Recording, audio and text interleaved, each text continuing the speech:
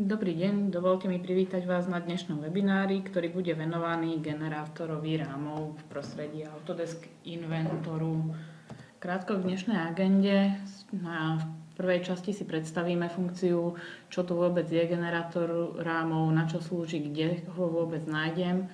V ďalšej časti si ukážeme, ako práca s generátorom rámov vyzerá, či už nejaký návrh rámovej konštrukcie, ďalej nejakú pevnostnú analýzu tejto nami navrhnutej rámovej konštrukcie a v poslednej časti si povieme o tom, ako pracovať s užívateľskými profilmi pre rámové konštrukcie a nasledovať bude krátka ukážka každej jednej z týchto troch častí. Poďme na to a predstavme si teda, čo to vôbec ten generátor rámov je. V podstate je to nástroj, ako už z názvu vyplýva, pre tvorbu rámových konštrukcií. Je to časť robustného nástroja Design Accelerátoru v Inventore a je to teda taký návrhový nástroj, ktorý k svojmu fungovaniu potrebuje prístup k obsahového centru, aby sme mali odkiaľ vyberať jednotlivé profily, ktoré pomocou generátoru rámov budeme vkladať na telesa, potrebujeme prístup k obsahovému centru. Celý tento nástroj generátor rámov pracuje so zostavami, preto je prístupný v prostredí zostavy, a to nielen na karte návrh, ale v podstate áno, na karte návrh. Čo nám vôbec robí? Keď štandardne si zoberieme, že mali by sme nejak modelovať takúto konštrukciu, namodelujem si jeden profil, druhý profil, zaväzbím ich spoločne, primodelujem ďalší, doplním väzby, kdežto pokiaľ toto budem robiť generátorom rámov, tak mi ten proces automatizuje. V podstate nakreslím si len nejaké vodiace teleso, na ktoré tie profily ukladám. A potom výhodou je, že zmenou parametrov alebo kód toho vodiaceho telesa sa mi automaticky mení aj samotné profily. Takže je to v podstate automatizačný nástroj na návrh rámových konštrukcií. Ako som už spomínala, nájdeme ho na karte návrh, rámová konštrukcia. V podstate na tejto karte návrh sú prístupné potom aj ďalšie generátory z celej skupiny Design Accelerátor. Na to, aby sme vôbec my mohli umiestňovať niekde tie profily s pomocou generátoru rámu, potrebujeme vedieť, kde ich umiestňovať. A môžeme si povedať, že takým základom pre umiestňovanie profilov bude skeletón. Čo to je? Je to v podstate základná konštrukcia a táto základná konštrukcia môže byť či už nejaké teleso, pri tých telesách potom je fajn použiť nejaké priehľadné farby, aby ja som videla, ako sa mi na to teleso tie profily upevňujú alebo kde sú uchytené. Prípadne to môže byť kľudne plocha, ako na tomto druhom obrázku, alebo náčrt. Ten náčrt samozrejme môže byť dvojrozmerný, trojrozmerný, ale môže to byť aj kombinácia rôznych náčrtov.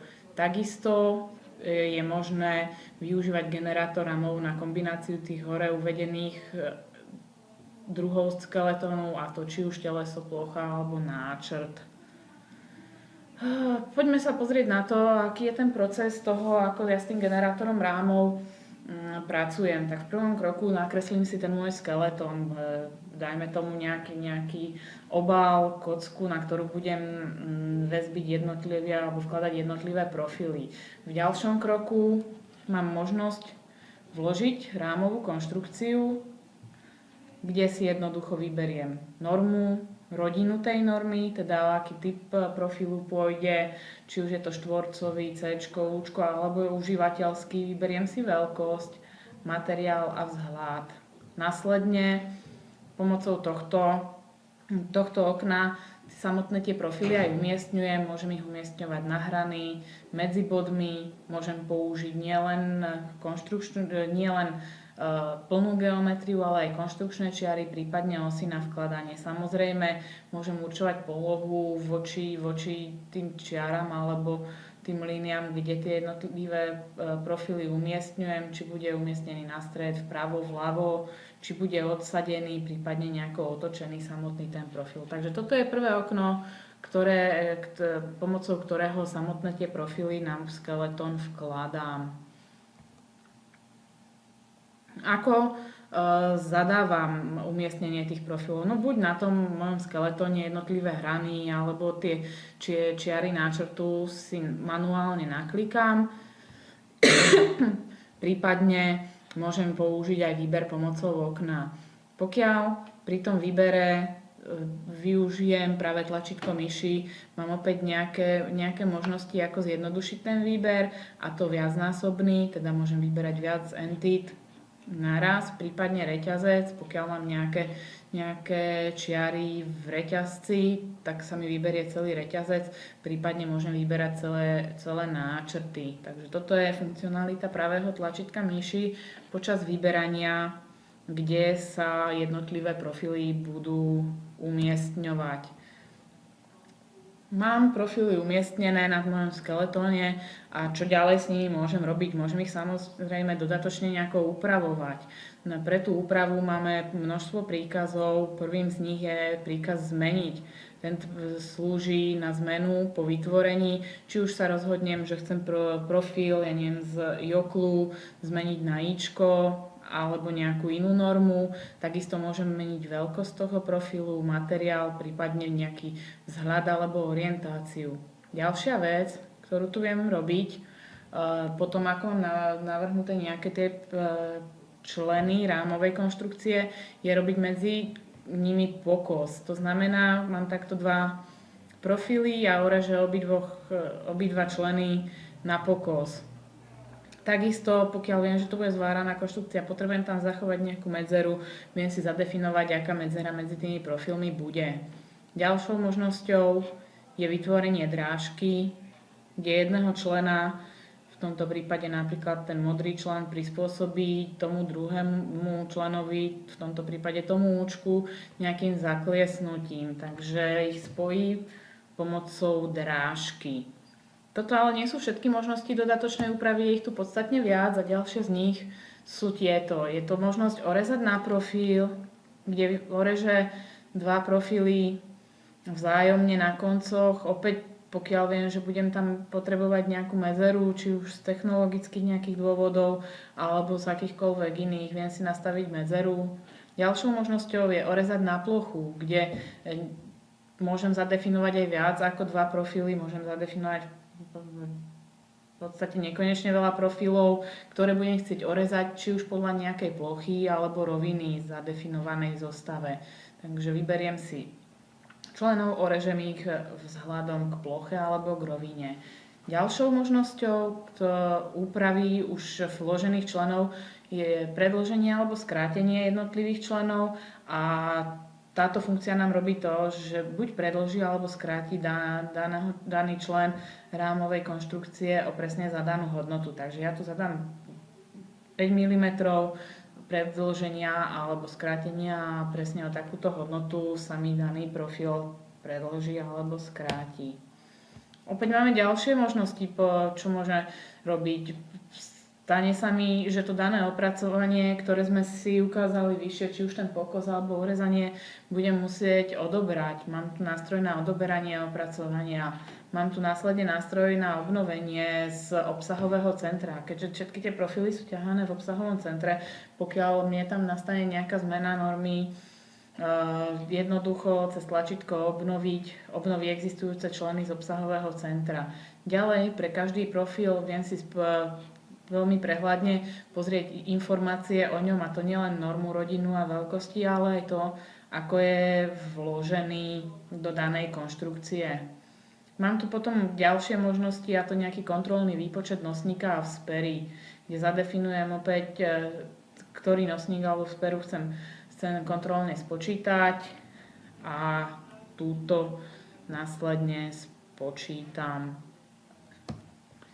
Novinkou v Inventore 2015 je aj znovu použitie profilu. Toto kedysi nebolo možné, bolo to pre mnohých užívateľov troška obmedzujúce, že v podstate akýkoľvek profil, ktorý sme generátorom rámov vygenerovali, dostal jedinečný názov a nebolo ho možné ako keby znovu použiť. Toto v 2015 už možné je, a teda keď ja viem, že dva profily budú totožné, budú rovnaké, tak vygenerujem si len jeden a tento znovu použijem na ďalšiu hranu.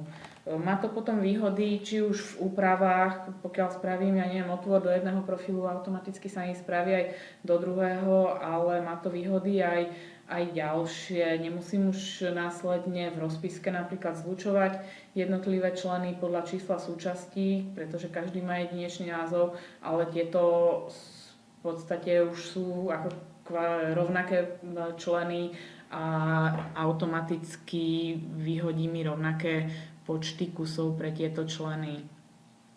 Následne, pokiaľ mám takýto profil znovu použitý, viem ho samozrejme meniť. Viem na ňom meniť či už nejakú orientáciu, viem ho otáčať, viem mu meniť vzhľad.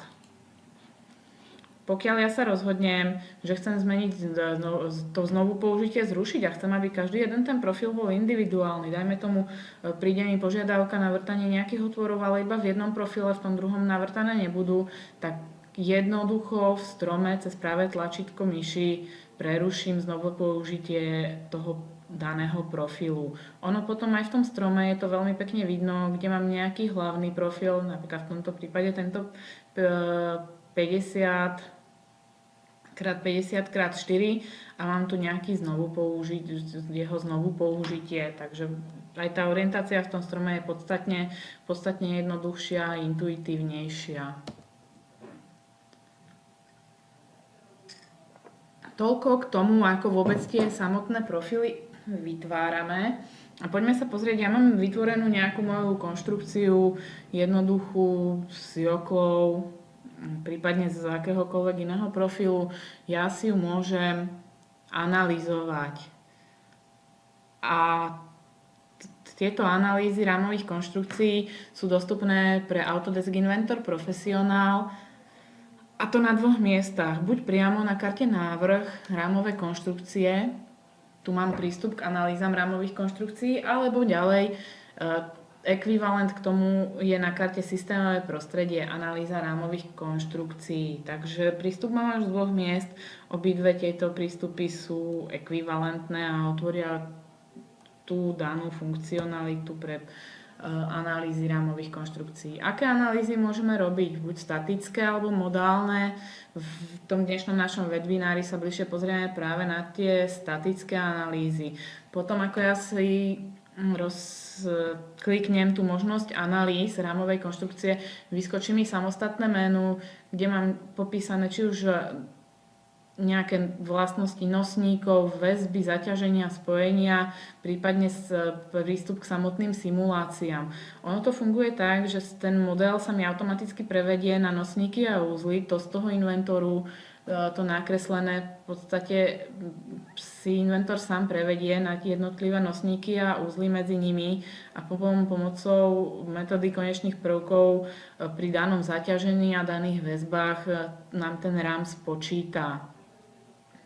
Tie informácie, ktoré sa prenášajú z modelu, sú nielen teda tie spojenia nosníkov, ale je to aj materiál, nejaký prierez tých samotných nosníkov, ale ešte ich je ďaleko viac tých informácií. Ako taká analýza samotná by mohla prebiehať, alebo aké je také workflow? V prvom kroku ja si ten model rámovej konštrukcie nakreslím. Mám nakreslený model, mám ho otvorený v inventore, a spustím na ňom analýzu rámovej konštrukcie. Vytvorím si simuláciu a v rámci tej simulácie vyberiem, štandardne mi inventor do tej simulácie zaráta všetky nosníky a aj hraničné podmienky, ktoré mám zadefinované z inventoru. Pokiaľ niektoré nosníky nechcem do tohto výpočtu započítavať, viem to nastaviť práve pri tej simulácii, takže vyberiem si nosníky, ktoré tam zarátavať nechcem. Následne si zadám väzby, teda kde ja neviem, môj rám pevne spojený so zemou napríklad, alebo kde je nejaká klbová väzba, prípadne môžem definovať aj užívateľské väzby a zadefinujem zaťaženia, či už nejaké spojité zaťaženia, alebo samostatné sily, prípadne momenty. Ďalšie, čo môžem zadefinovať v tej simulácii, sú materiálové vlastnosti nosníkov. Ukážeme si potom, ako veľmi rýchlo spravíme simuláciu pre dva rozdielne materiály nosníkov. Keď mám toto všetko zadefinované, tak jednoducho spustím tú simuláciu a ona sa mi, tá rámová konštrukcia sa mi preráta, hneď vidím nejaké prehľadné výsledky, či už nejaké priehyby, ale aj nejaké síly, ktoré na danú konštrukciu pôsobia a na základe týchto výsledkov sa viem vrátiť do modelu a upraviť ten model, pokiaľ nevyhovuje, tak aby vyhovoval tej danej simulácii. Či už viem opäť tým generátorom rámov zmeniť druh profilu, ktorý ukladám, prípadne nejaký jeho prierez, prípadne viem doplniť nejaké ďalšie prúty toho profilu a následne celý proces opakujem. Toto môžem robiť aj viackrát, až dovtedy, kým som není spokojná s tými výsledkami, aké sú. Teda, že tá deformácia je taká, ktorá je pre mňa akceptovateľná, prípadne ten priehyb je taký, ktorý mi nejak neovplyvní ďalšiu funkcionalitu celej mojej zostavy. Ďalšou vecou, s ktorou sa často stretávame, je možnosť vytvárať užívateľské profily. Častokrát budete potrebovať tvoriť konštrukciu z nejakých špeciálne pre vás vyrobených profilov, či už hliníkových, oceľových, ale ten materiál je v podstate neobmedzený. Ako vôbec vyzerá tá tvorba užívateľských profilov? V prvom kroku ja si ten užívateľský profil musím nakresliť. Áno, nakreslím si či už môj náčrt, okotujem si ho.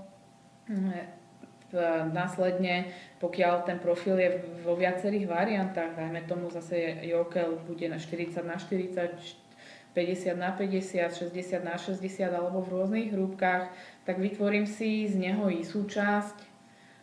Tento profil vo forme buď teda súčasti, ale nie je to podmienkou, autorizujem, teda ako keby ho zaradím medzi profily, ktoré je možné používať pomocou generátoru rámov. Je na to štandardne nástroj autorizačný, kde práve kategóriou autorizácie sú štrukturálne tvary.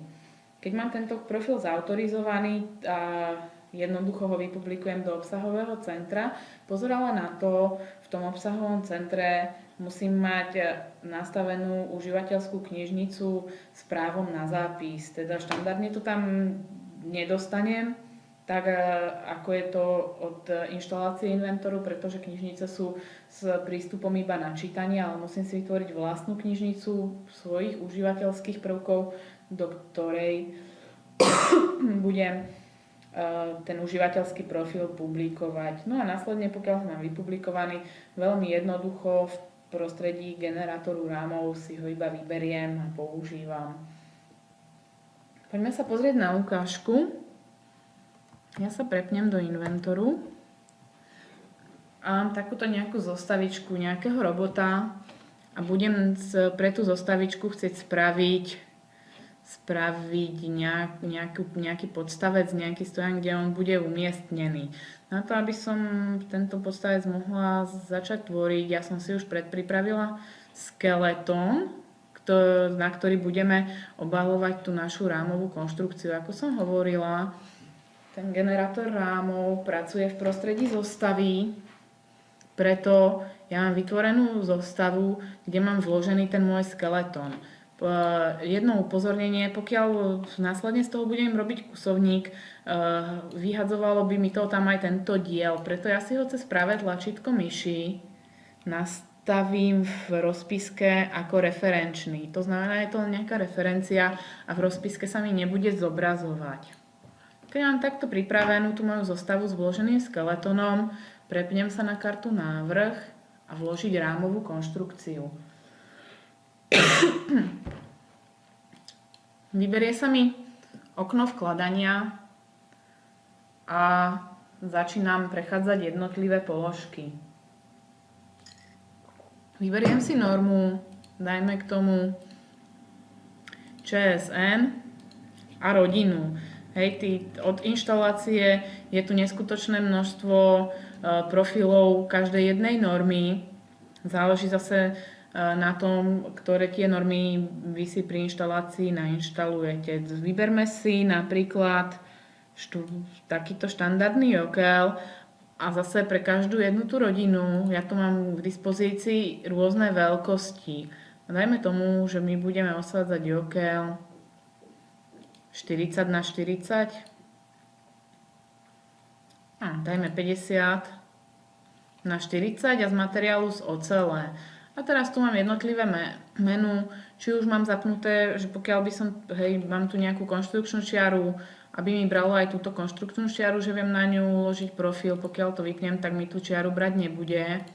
To nechám zapnuté. Mám tu možnosť umiestňovať na hrany, prípadne medzi body, že zadefinujem dva body medzi ktoré a mám tu možnosť nejakého štandardného umiestnenia toho môjho profilu. Poďme na to, mám vybrať tú normu, rodinnú veľkosť, poďme začať umiestňovať. Začnem prvým členom, môžem sa pozrieť, či sa mi páči, ako to je umiestnené, alebo nie. Dajme tomu, budem to chcieť umiestniť napríklad takto.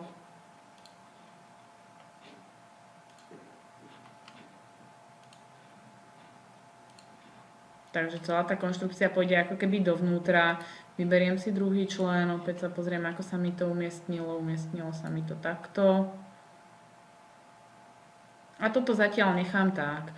Použijem, automaticky sa mi vyberú alebo vytvorí nová podzostava frame 004 v mojom prípade, môžem si to premenovať a niekde sa mi umiestní. Mám tu zároveň sa mi vytvorí aj nejaká kostra skeletónu v tej mojej podzostave. Toto potvrdím a vygenerujú sa mi prvé dva členy rámovej konštrukcie. Potvrdím.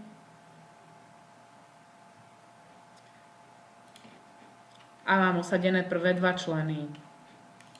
Môžeme si ukázať hneď tú funkciu pokosu, kde jednoducho označím jeden člen, druhý člen, použijem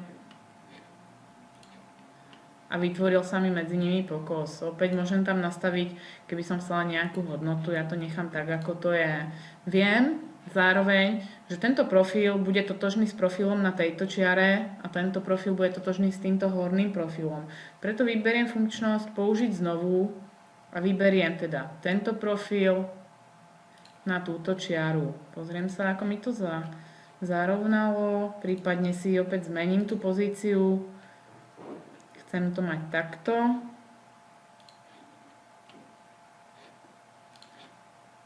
A použijem.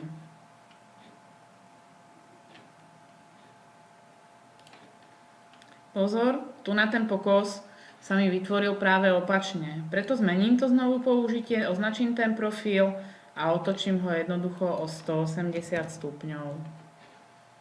Upravím ten smer, aby som ho opäť mala vložený tak, ako chcem. Použijem. Vytvorím si nový člen, tento bude použitý aj tu. Pozriem sa na to, ako to vyzerá. Pozor na to, on je uložený kolmo na ten smer Z a ja ho potrebujem zarovnať s touto plochou, tak tu mám možnosť opäť zarovnať a teraz výber s ktorou plochou, s touto.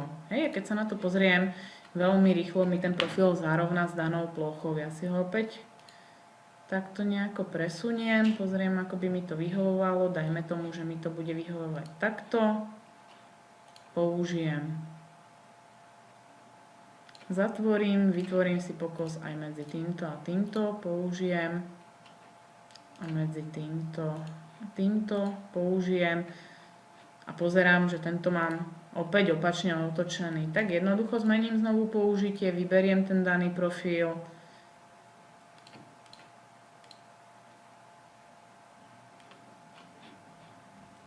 otočím ho o 180 stupňov, zmením tu jeho polohu, použijem.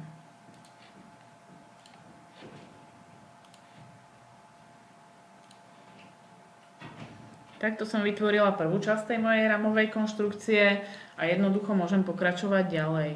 Keď si vyberiem príklad zložiť rámovú konštrukciu, vyberiem si ten istý profil, môžem kľudne iný, záleží na tom, čo potrebujem.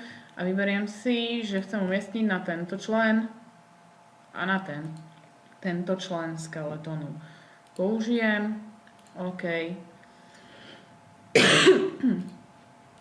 A vidím, že mi to zasahuje malinko, preto si vyberiem možnosť ho rezať alebo predložiť. A vyberiem, že sem profil tento a chcem ho rezať po túto spodnú plochu. Použijem. Profil sa mi orezal. Následne vyberiem tento horný profil a opäť dajme tomu túto spodnú plochu. Mohla by som ich vybrať aj v jednom kroku a v tomto príkaze môžem tých profilov vybrať viacero a orezať ich v rámci jednej plochy. Takže orezané to mám. Viem, že ich budem používať aj na druhej strane, preto opäť ich použijem znova. Ja sa ešte pozriem, ako to tu máme. Máme to takto. Vyberiem si tento profil. Použiť znova tu. Zmením si tú orientáciu. Ešte to skontrolujem z tejto strany. Použijem. Hej, použije sa mi aj s tým orezaním, pretože sú to identické profily. Ďalej vyberiem si zdrojový tento profil, umiestním na túto čiaru, zmením orientáciu takto, to máme správne. Tak, použijem. A opäť mám to aj s tým orezaním.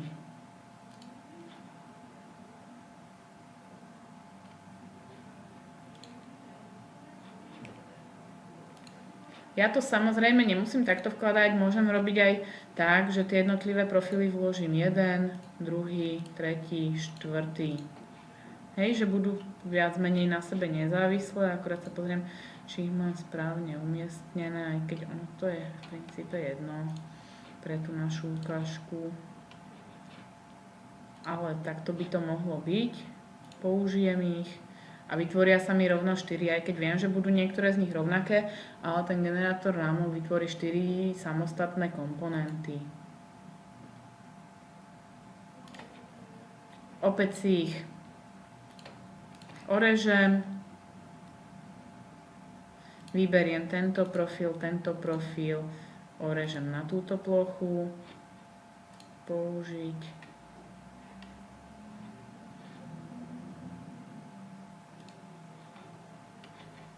Tento profil orežem na túto plochu, použijem.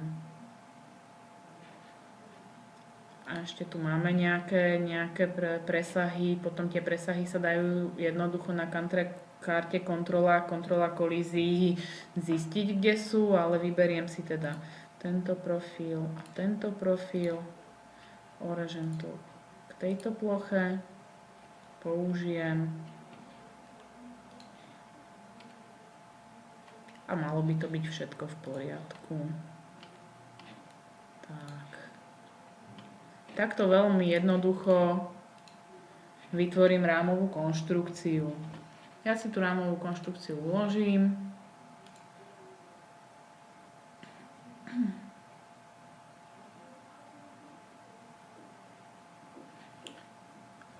A keď ju mám uloženú, môžem sa pozrieť na tú analýzu. Ja sa prepnem do prostredia analýzy a ospravedlňujem sa, mám troška inú verziu inventoru, kde nebudeme vidieť tú samotnú analýzu na tejto karte. Tak ako keď ja sa pozriem tu do toho PPTčka, štandardne tam budete mať aj túto kartu k dispozícii. Ja ju nemám, je to závislé od toho inventoru, ktorý ja mám u seba nainštalovaný, ale to nám nevadí, pretože mám tu na prístup k analýze rámových konštrukcií. Takže ja si cez práve tlačítko myši vytvorím novú simuláciu. Vy by ste na to použiť mohli buď príkaz ako ja, cez tú pravú myš, alebo tu na hore. A vytvorím si statickú analýzu.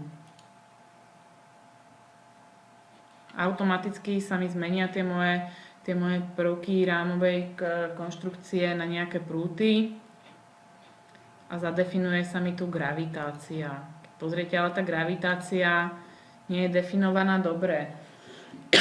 Preto ja si ju medzi zaťaženiami zmením. Cez práve tlačítko dám upraviť a vidím, že gravitácia mi pôjde v smere osy Z, lebo tu budem mať umiestneného toho môjho robota a potvrdím.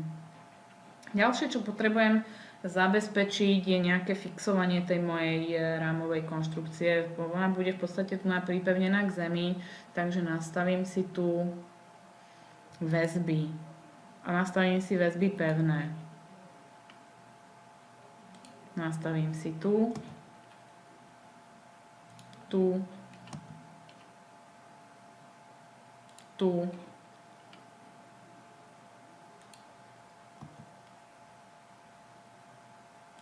a tu. Budem to mať takto upevnené. A čo ešte teda potrebujem k tomu, aby som mohla začať tú moju analýzu, je zadefinovať nejaké zaťaženie.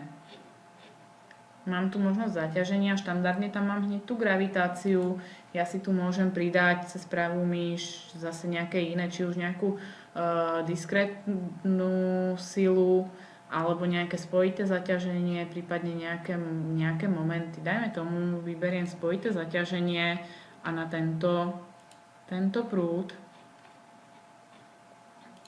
zmením si jednoducho cez tieto šípky smer toho zaťaženia, pretože pôjde kolmo na ten prúd. Tak si to zaťaženie takto natočím. A keď je tak, ako potrebujem, tak ho jednoducho potvrdím. A toto je v podstate všetko, čo ja k tej mojej analýze budem potrebovať. Mám teda zadefinovanú tú moju rámovú konštrukciu, mám zadefinované väzby, upevnenia, gravitáciu a plus nejaké zaťaženie. Cez práve tlačítko myši vyberiem možnosť simulovať.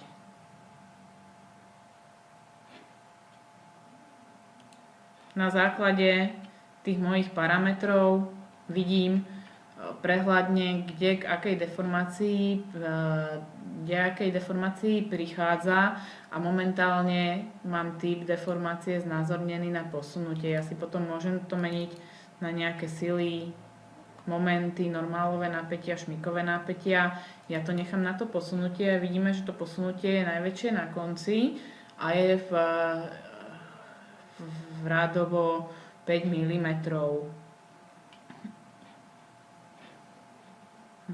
Chcem si teraz trebárs v rýchlosti ešte porovnať, ako by to bolo, keby celá tá konštrukcia bola nie oceľová, ale dajme tomu hliníková. Tak nemusím ani vôbec ísť do inventoru, ale vytvorím si novú simuláciu a to tak, že túto si skopírujem. Takže si ju skopírujem a vznikne mi tu simulácia 2. A tu mám možnosť materiály a cez práve tlačítko vyberiem materiály nosníkov. Tu mám jednotlivé nosníky, ktoré do tej simulácie sú započítavané a ja si ich takto označím.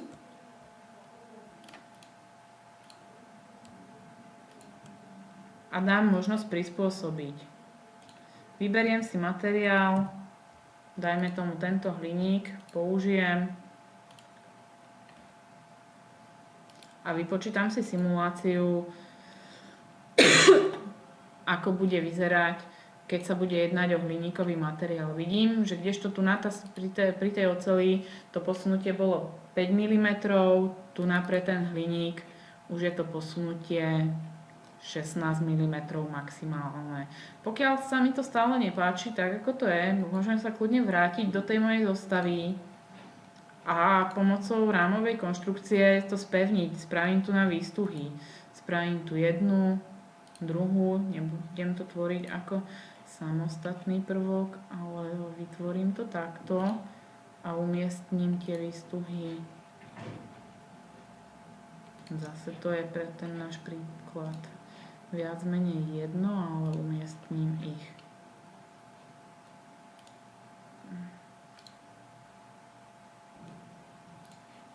Alebo takto vytvoríme jednu.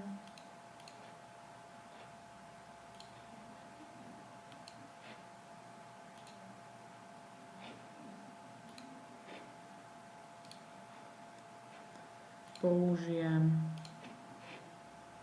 a vytvorím druhú.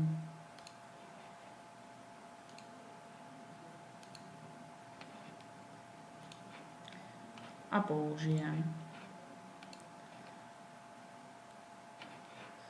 Zase môžem ich orezať, prípadne ani nemusím, pre tú simuláciu to až taký veľký vplyv nebude mať, či to je orezané alebo nie, takže takto si to uložím.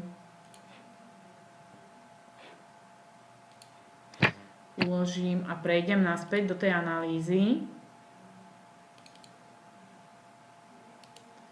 a vytvorím novú simuláciu. Hej, ja už vidím, že s tým zosilnením, ktoré som tu spravila s tou výstuhou, už to nie je 5 mm to posunutie, ale je 0,6689, takže je to fajn. Teraz by som sa vrátila do tej zostavy, orezala a v podstate mám veľmi rýchlo zhotovenú a ešte aj skontrolovanú moju konštrukciu pre robota. Ja to ešte teda keď tak orežem a tento profil orežem voči tejto ploche.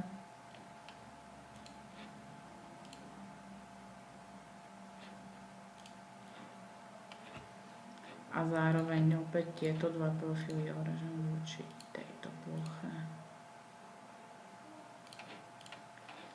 Tak, a máme hotovo, máme skontrolované, zostáva nám nič iné len uložiť a vložiť si to do tej našej zostavy. Tak, mám umiestneného robota na základe zaťaženia, ktoré som tam zadefinovala. Viem si to odkontrolovať, že mi to toho robota aj udrží. Toto je k tej časti štandardnej, to čo je v tom obsahovom centre sme doteraz používali. Poďme sa pozrieť na to, ako si vytvoriť nejaký teda svoj užívateľský profil a ako ho do obsahového centra vypublikovať. Na to, aby som ho ja mohla publikovať, tak musím v projektoch mať zadefinovanú svoju užívateľskú knižnicu. Ja tu mám knižnicu CAD Studio, ktorá je s prístupom na čítanie aj zápis. Tie štandardne inštalované knižnice sú s prístupom iba k čítaniu. Takže túto prvú podmienku spĺňam. Druhou podmienkou je nakresliť si vlastný profil. Ja už som si zase niečo predpripravila, nech to máme rýchlejšie a je to takýto náčrt nejaký. Toto bude náš užívateľský profil. Bude to v podstate rozmer 50x50, kde samotné tie výrezy toho profilu budú závislé práve od toho rozmeru. Ja si ten profil vysuniem a pri tom vysunutí si zadefinujem parameter dĺžka rovný a teraz to je úplne jedno 100 mm. Vyberiem si, potvrdím. Profil si pre istotu uložím a vytvorím si z neho veľmi rýchlo i súčasť. Budem mať k dispozícii, dajme tomu, dve varianty, nejdem sa s tým nejako extra hrať, ale bude jeden profil 50x50, ďalší typ, ktorý budem môcť skladať je 40x40 a ďalší bude 30x30. Takže takto si vytvorím súčasť, nejdem ju ani premenovávať, ani nič. Skontrolujem si, či je v poriadku. Ešte prípadne v tej tabuľke nastavím tento parameter ako kľúčový. OK. Uložím. A mám pripravený môj profil na to, aby som ho mohla autorizovať. Na karte správa mám záložku autor a tu mám rôzne druhy, či už nejaký spojovací materiál, konektor, trubky a potrubia, ale pre mňa je dôležitá možnosť štrukturálny tvar. Vyberiem si a vyberiem si, do ktorej kategórie chcem tento profil umiestniť. Dajme tomu do iné. A mám tu teraz, on si automaticky rozpozná niektoré veci, či už základňa, že základňa toho môjho profilu je toto, alebo stred umiestnenia. Samozrejme, môžeme to aj nejako meniť, ale Takto nám to vyhovuje. A mám tu nejaké mapované parametre. Či už dĺžka základne, a to bude tá moja dĺžka, ale aj výška, a to bude tá moja výška. OK. A inventor ma upozorní, že súčasť bola upravená, aby mohla byť publikovaná. Hej?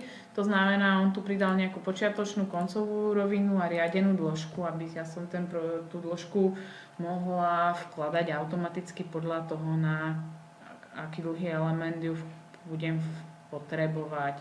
Ja si to uložím a prechádzam do poslednej časti, a to je publikovanie. Publikujem celú súčasť, vyberiem si, do ktorej tej mojej knižnice, teda keď Studio knižnica, to je tá, ktorá je aj na zápis, vyberiem si jazyk, češtinu, vyberiem si, kam to chcem vypublikovať, chcem to medzikonštrukčné profily iné, ďalšie, a vyberiem si, kontrolujem si to na mapovanie, to je v poriadku, a vyberiem si kľúčové stĺpce. Výška, dajme tomu dĺžka, potvrdím a zadám si názov rodiny. Dajme si generátor rámov a popis AL profil. Pre lepšiu orientáciu môžem si tu zadať nejakú normalizačnú jednotku, ja zadám to naše CAD Studio, prípadne nejakého výrobcu a tak ďalej. A potvrdím. Zobrazí sa mi, ako bude vyzerať náhľad, a keď som spokojná, dám publikovať. Kedykoľvek sa môžem vrátiť späť a zmeniť tie jednotlivé nastavenia. Následne, keď je všetko vypublikované, upozorním ma, že to prebehlo v poriadku. No a teraz poďme si tento náš profil skúsiť umiestniť. Ja si vytvorím zostavu, keďže generátor pracuje so zostavami, a v tejto si vytvorím novú komponentu.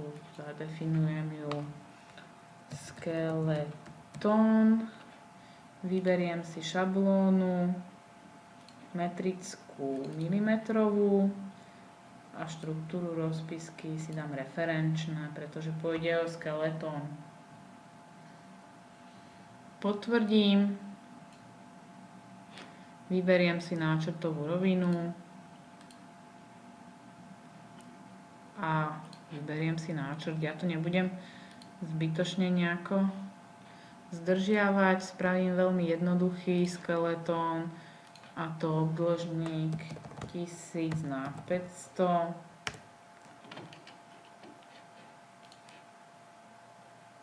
A vysunutý, dajme tomu 400 mm. OK, bavili sme sa, že pre tú orientáciu je dobré mať ho nejaký priehľadný, nie je to však nevyhnutné, ja to teda nechám tak, ako to je. A toto je môj skeletón, na ktorý budem teraz väzbiť ten môj užívateľský profil. Preto sa dám do karty návrh, upozorním ma ešte, že musím zostavu uložiť, ja si ju uložím ako webinár užívateľský profil. Potvrdím uloženie a vyberiem si moju normu CAD Studio.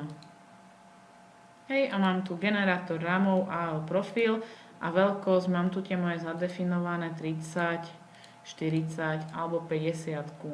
Opäť mám možnosť vybrať si umiestnenie, budem to umiestňovať na stred a umiestním si ho napríklad na tieto hrany.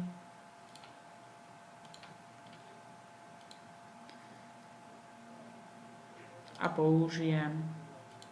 OK, vytvoria sa mi jednotlivé profily. Funguje to tá istá funkcionalita ako na akýkoľvek iný profil, štandardný. Takže použijem si napríklad pokosy.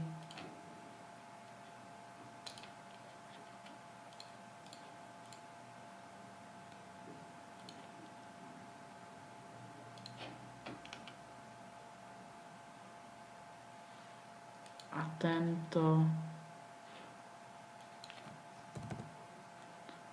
použiť. Takže minus 20.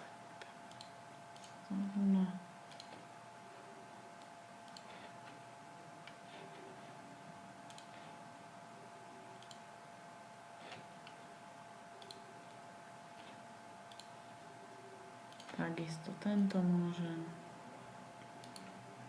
Tento. A tento. Všetko mám osladené, ešte zruším tú viditeľnosť a vidíme veľmi rýchlo z vlastného užívateľského profilu sme si vytvorili takúto základnú konštrukciu, napríklad stolíka. Uložím si ešte veci, aby som o prácu neprišla a v podstate to je z tej dnešnej živej ukážky všetko. Poďme ďalej v našej prezentácii. Takže ukázali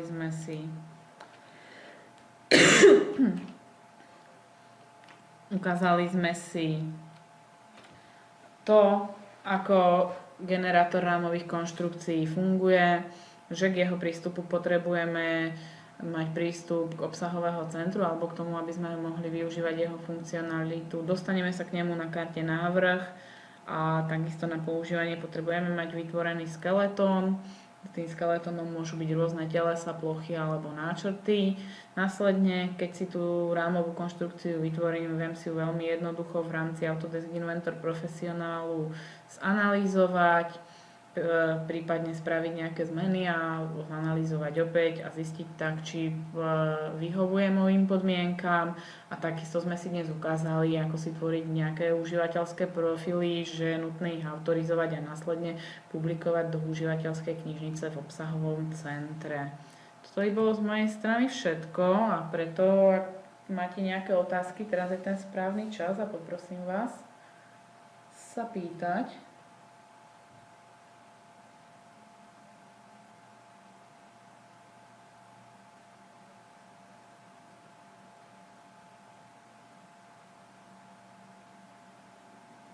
Vyzerá to, že tie otázky nie sú, alebo teda aspoň žiadne nepočujem, tak keby náhodou ešte treba si skúsiť ten mikrofónik zapnúť. Pokiaľ by boli otázky aj neskôr, kľudne nás z CAD Studia kontaktujte, my vám veľmi radi všetky otázky zodpovieme, prípadne pomôžeme.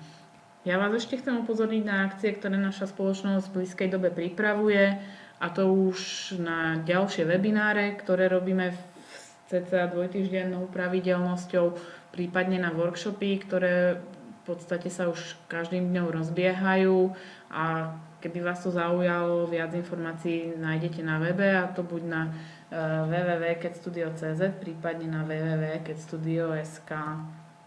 Ďakujem vám týmto za pozornosť, že ste to dnes s nami vydržali a prajem vám pekný zbytok dňa a ešte krajší nadchádzajúci víkend.